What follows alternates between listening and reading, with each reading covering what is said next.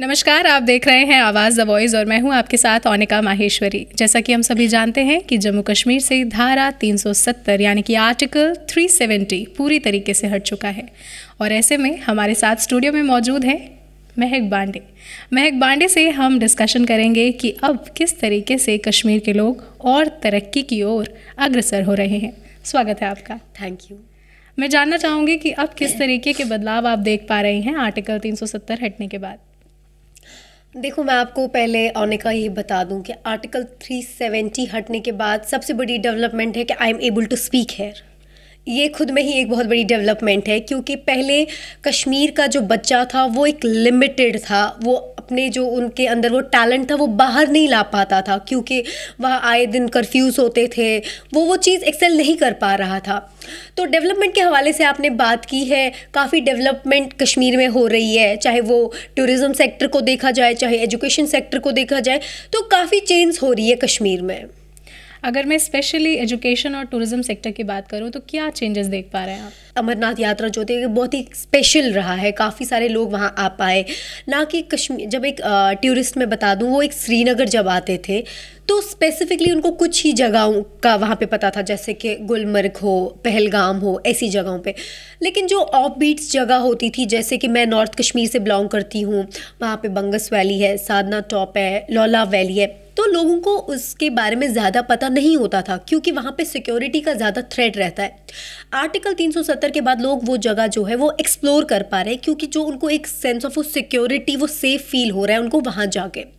तो education sector की बात करूँ, काफ़ी चेंज आ रही है, जैसे कि हाल ही में वहाँ पे बच्चे जो है वो अपने आप को अब compete कर पा रहे हैं बाहर के बच्चों से। और कश्मीर का बच्चा जो बाहर नहीं निकल पाता था, जो मतलब क्योंकि वहाँ वैसी सिचुएशन होती थी, आज वो बच्चा अपने आप को दिल्ली के बच्चे से compete कर पा रहा है। तो काफ़ी चेंज आ गई, एक पॉजिटिव इम्पैक्ट हो गया है इस चीज़ का। डेफिनेटली। अगर कश्मीर के यूथ्स की बात करें तो पहले कहीं ना कहीं बहुत ज़्यादा जो यूथ्स हैं वो अपनी राह पर नहीं थे, अब कैसा लगता है? देखो अनिका, कश्मीर का जो बच्चा है वो काफ़ी टैलेंटेड है, बट उनको वो सेम बात जो मैंने आपको पहले भी, वो दिखा नहीं पाते थे, वो एक्सेल नहीं कर पाते थे, क्योंकि वैसी सिचुएशन होती थी। जो कश्मीर का बच्चा बाहर नहीं निकल पाता था, आज वही कश्मीर का बच्चा आईपीएल में खेल रहा है। जैसे कि आपको पता होगा, बासित बशीर के नाम से जो कुफवारा से है, वो आईपीएल में खेलने जा रहा है। तो काफ़ी चेंज आ रही है, काफ़ी, क्योंकि उनको अब वो अपना वो टैलेंट जो वो दिखाने का मौका मिल रहा है, वो उनमें एक वो थ्रेट नहीं है, उनमें वो एक डर नहीं है। वो माँ जो अपने बच्चे को स्कूल भेजने से डरती थी, क्योंकि उनको ये खौफ रहता था कि मेरा बच्चा वापस आ पाएगा शाम को घर या नहीं आ पाएगा। बट वही आज दुनिया के हर एक कोने में जा रहा है, क्योंकि वो थ्रेट ही नहीं है, वो टेंशन ही नहीं है। तो काफ़ी चेंज हो गई है। तो हम ये कह सकते हैं कि स्पोर्ट्स में भी बच्चे एक्सप्लोर कर रहे हैं, ना कि स्पोर्ट्स में, हर एक चीज़ में। मैं आपको बता दूं कि रिसेंटली हाल ही में एक सॉन्ग भी रिलीज़ हो गया, इन्फ्लुएंसर्स, काफ़ी यूट्यूबर्स, काफ़ी ऐसी चीज़ें जो कि रेयर थी कश्मीर में, क्योंकि कश्मीर में एक लड़की कोई रैप करना ये एक सपना लगता था, क्योंकि उनको काफ़ी वो नैरो माइंड सेट होता है वहाँ पे लोगों का। बट अब इतना ब्रॉडर हो गया है कि लोग लिख पाते हैं, अब वो अपनी चीज़ें आगे ला पाते हैं, तो काफ़ी कुछ चेंज हो गई है। आपने एक रैप का डिस्कशन किया, आपको कुछ लाइंस याद है तो हम सुनना चाहेंगे। तो वो मेरा रैप तो बेसिकली है नहीं, तो उस रैप में वो काफ़ी वो रैप जो है वो स्पेसिफिकली डेवलपमेंट को, जो डेवलपमेंट वहाँ पे हो रही है वो उसी बारे में, वो उसमें बताता है कि यहाँ पे सक्सेसफुल G20 रहा, अब टेररिज्म का खौफ नहीं है, स्टोन पेल्टिंग नहीं होती, पीस ही पीस है। कश्मीरी जो है वो वहाँ पे एक ये लाइन कहता है, कश्मीर हिंदुस्तानी, मतलब कश्मीरी एक हिंदुस्तानी और वो दिल से हिंदुस्तानी है। बिल्कुल। आपने कश्मीर के कुछ ऑफ बीट्स की बात की, मैं पर्टिकुलर प्लेसेस के बारे में जानना चाहूँगी, जो ऐसे प्लेसेस हैं जहाँ पर लोग अब एक्सप्लोर कर सकते हैं। काफ़ी ऐसी जगहें हैं जो लोगों को नहीं पता है, जैसे कि लौला वैली है, बंगस वैली है, या साधना टॉप है। काफ़ी ऐसी जगहें हैं जो लोगों को नहीं पता है, बट अब लोग उनको आहिस्ता आहिस्ता करके एक्सप्लोर कर रहे हैं। साथ ही साथ मैं ये भी जानना चाहूँगी कि अगर हम उद्योग, बिजनेस और साथ में अनएम्प्लॉयमेंट की बात करें तो उसमें कितने चेंजेस आएंगे?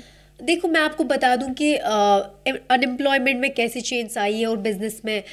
आज जो बच्चा है कश्मीर का, जो यूथ है, नौजवान है, वो कुछ बिजनेस प्लान करने का सोच सकता है, क्योंकि वहाँ आए दिन कर्फ्यूज़ होते थे, हड़ताल्स होते थे, तो उनको पता था हमारे लिए मार्केट जो है वो बिल्कुल ज़ीरो है। वो कुछ अगर वो चाहते थे कि हम कुछ नया लाइक सेटअप करें, वो नहीं कर पाते थे, क्योंकि कर्फ्यू की वजह से वो नहीं करते थे।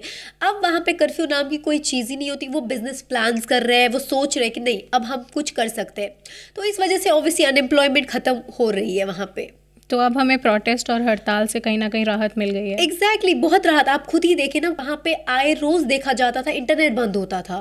अभी फ्राइडे हुआ नहीं होता था, नॉर्मली एक नॉर्मल सी हो गई थी, फिर लोगों को पता होता था कि फ्राइडे के दिन, इवन ऐसा भी टाइम रहा है, आई रिमेम्बर ईद के दिन, ईद एक स्पेशल ओकेजन होता है मुस्लिम्स के लिए, उस दिन भी कर्फ्यू था। बट अब ऐसा है कि अब बहुत रेयरली मुझे लगता है कि 1 या 2 बार ऐसा इंटरनेट बंद होता है, तो बच्चे जो है वो इस चीज़ को एज ए पॉजिटिव इम्पैक्ट वो पढ़ पाते हैं। बाहर जो बच्चा मे बी अफोर्ड नहीं कर पाता है, वो घर पे पढ़ सकता है, क्योंकि उसके पास वो फैसिलिटी है। राइट। तो ये बताइए कि अब आर्टिकल 370 हट चुका है, लेकिन इलेक्शन पहले किस बेसिस पे होते थे और लोगों से क्या कहा जाता था? देखो, ये बहुत ही अच्छा क्वेश्चन है। इलेक्शंस में जो हमारे पॉलिटिशियन है वो एक नैरेटिव सेट करते थे, जैसे कि एक डीडीसी इलेक्शन कश्मीर में हो गया, उसमें कई सारी पार्टीज़ ने ये चीज़ बताया कि हम we will bring article 370 back. तो लोगों को एक फॉल्स होप्स, उनके सेंटिमेंट, उनके जज्बातों के साथ खेला जाता था, उनको बताया जाता था कि आर्टिकल 370 हम वापस लाएंगे। तो मुझे लगता है सुप्रीम कोर्ट ने बहुत ही अच्छी चीज़ की है, जो इलेक्शन की डेट्स, क्योंकि सुप्रीम कोर्ट ने ये भी अनाउंस किया है कि सितंबर में इलेक्शंस होने चाहिए, उससे अच्छा ही उन्होंने, उससे पहले ही उन्होंने आर्टिकल का नाम ही ख़त्म किया, क्योंकि उनको पता था आगे फिर से इमोशनल फूल बना दिया जाएगा कश्मीरियों को कि इस बेसिस पे कि आर्टिकल वापस आएगा। जो ये ख़त्म हो गया, मुझे लगता है बहुत अच्छा ख़त्म हो गया। अब लोगों को वहाँ पे कौन सा नैरेटिव लोग वो सेट करेंगे, लोगों को चाहिए कि वो डेवलपमेंट के बेसिस पे वोट दे। उनको अब सोचना चाहिए कि उनको क्या करना है, क्या नहीं करना है। एटलीस्ट उनको बेवकूफ़ नहीं बनाया जाएगा कि आर्टिकल ख़त्म हो गया, it's done and it's done. और साथ में ही ये भी कि कश्मीरियों को अब they need to understand it's past now, it's gone and it's gone. अब आगे देखो, आगे बढ़ो, आगे देखो। अब क्योंकि आपका कंपटीशन इतने मतलब बड़ी बड़ी चीज़ों से डेवलप हो रहे हो, अगर आप डेवलपमेंट देखोगे तो रोड से ही आप देखोगे कि कितनी डेवलपमेंट हो गई है। तो कश्मीरियों को भी कहीं ना कहीं समझना चाहिए, जो चीज़ गया वो गया, अब हमें आगे देखना चाहिए, ना कि पीछे मुड़ना चाहिए, क्योंकि ये एक नॉर्मल सी चीज़ है। अगर किसी इंसान को लगती है, आप उसको बार बार छेड़ते हो, बार बार छेड़ते हो, बार बार छेड़ते हो, वो तो उभर ही जाता है, वो ज़्यादा ही हो जाता है। इसलिए it's done and it's done ना, आगे देखो क्या हो जाएगा। बिल्कुल। तो जैसा कि हम हिंदी में कहते हैं कि बीती ताई बिसार दे और आगे की सुध ले, या फिर अंग्रेजी में कहें it's done and dusted. So article 370 Kashmir से पूरी तरीके से हट चुका है और अब हम आगे की ओर बढ़ सकते हैं। नमस्कार। Thank you.